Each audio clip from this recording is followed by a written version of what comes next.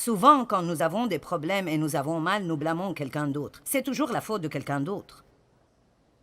Ça a commencé dans le jardin, le jeu du blâme. Et ça continue dans la vie de toute personne. Je l'ai fait, je suis sûre que vous le faites. Si je suis en retard pour le travail, c'est la faute de quelqu'un d'autre. Quelqu'un d'autre à la maison aurait dû faire quelque chose qu'il n'a pas fait, que j'ai dû alors faire, ce qui m'a retardé. Allez.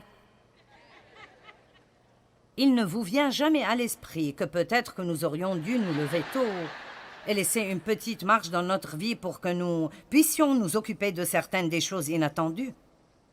Alors ne laissez personne vous blâmer pour leurs problèmes et ne blâmez personne pour les vôtres. Vous dites, eh bien, ce n'est pas de ma faute, quelqu'un m'a fait ceci ou m'a fait cela. Eh bien, vous savez, peut-être que la façon dont vous êtes maintenant n'est pas votre faute, mais ne laissez pas cela devenir une excuse pour rester ainsi. Je veux dire, vous savez, quand j'ai commencé à découvrir que Dieu s'occupe de toute ma vie, et ceci n'est pas juste une affaire où je suis sauvée et maintenant je me débrouille jusqu'à ce que j'arrive au ciel et alors je pourrai avoir un peu de joie.